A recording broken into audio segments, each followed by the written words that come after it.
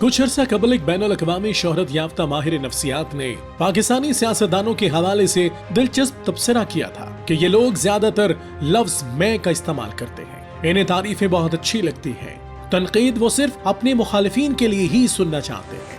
इनकी इस कैफियत को नरगसियत या नार्सिज्म कहा जाता है।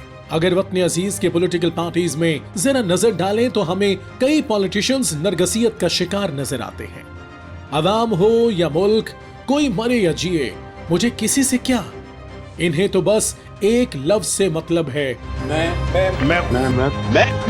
इंशाल्लाह अगर हमारी गवर्नमेंट आएगी मैं तो छोड़ूंगा नहीं। दुनिया भर के माहिर नफ्सियात इस बात पर मुत्तफिक हैं कि अगर किसी शख्स में नरगसियत की कम से कम 5 ऐसी अलामात पाई जाती हैं तो ये मान लेना चाहिए कि वो शख्स इस नफ्सियाती आर्जे में मुब्तला है। नरगसियत की इन अलामात के सांचे में अगर हम पाकिस्तानी सियासतदानों को रख कर देखें तो बहुत से किरदार नजर आएंगे। पहली अलामत, मसलन एक ऐसा शख्स जो खुद को तो मुल्क व कौम का मुलाजिम या खादिम कहे या सादगी का ड्रामा करे, लेकिन हकीकत में बस अपनी ही जात की बड़ाई के एहसास में मुब्तला होता है। मैं स्मार्ट हूँ, मैं बहुत हैंडसम हूँ, दुनिया के बारे में जितना मैं जानता हूँ कोई नहीं जानता, मैं करप्ट नहीं तुम हो। नफ्सियात के एक्सपर्ट्स के अकॉर्डिंग एहसास बरतरी भी एहसास कमतरी ही की एक शक्ल है।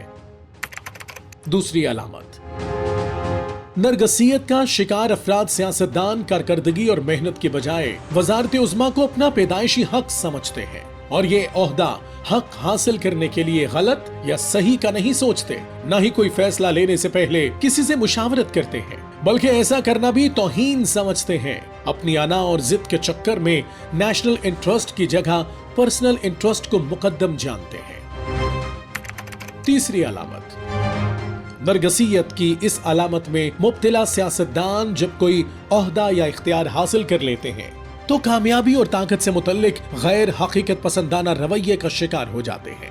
फॉर एग्जाम्पल, एक शख्स जो कलक रखे जाने के काबिल न हो लेकिन किसी के दस्त शफकत से मुल्क का चीफ एग्जीक्यूटिव बन भी जाए तो वो अपने इख्तियारात और ताकत के नशे में इस तरह तकब्बुर में मुब्तला हो जाता है कि सबको अपना गुलाम समझता है। अपने हम पल्ला लोगों के बारे में यही कहता रहता है कि वो मुझसे जलते हैं या ये कि मेरे खिलाफ साजिशें करते हैं। उनको यूथ एजुकेट करने वाला और अपने राइट्स की बात समझाने वाला बुरा लगता है। चौथी अलामत, ऐसे अफराद की चौथी अलामत ये होती है कि ये शदीद मगरूर होते हैं। पावर में आने के बाद किसी कमजोर को खातिर में नहीं लाते, लेकिन किसी और ताकतवर के आगे झुकने में बिल्कुल आर महसूस नहीं करते। खेल हो या सियासत, अपने मफाद की खातिर उन्हें जहां झुकने की जरूरत पड़ती है वो ऐसा करने में एक लम्हा भी देर नहीं करते। जब मकसद पूरा हो जाए तो उस शख्स को देखना भी पसंद नहीं करते। पांचवी अलामत, आखिरी और सबसे खतरनाक अलामत ये होती है कि ऐसे सियासतदान ताकत के नशे में अपनी जात के अलावा कुछ नहीं सोचते। वो समझते हैं कि अगर मैं नहीं तो फिर कोई भी नहीं, ना अमन, ना आइन, ना इकोनॉमी, कुछ नहीं चलने देंगे, सब कुछ तबाह बर्बाद हो जाना चाहिए। मेरे अलावा सब लोग गद्दार हैं, ये अपने और अपनी औलाद के बारे में सोचते हैं। इसमें कोई शक नहीं कि वतन अजीज के कई सियासी लीडरों ने शहजादों की तरह जिंदगियां गुजारी हैं और उनके अनगिनत चाहने वालों ने उन पर अपनी मोहब्बतें निछावर की, लेकिन वो हद दर्जा अपनी जात की हसार में कैद हो गए। उनके लिए जेल की असीरी हो या जिलावतनी जो कभी ना कभी तो खत्म हो ही जाती है, लेकिन क्या वो खुद परस्ती की कैद से भी कभी आजाद हो पाएंगे? शायद कभी नहीं। यही लोग हैं जो नरगसियत का चलता फिरता और जीता जागता नमूना है।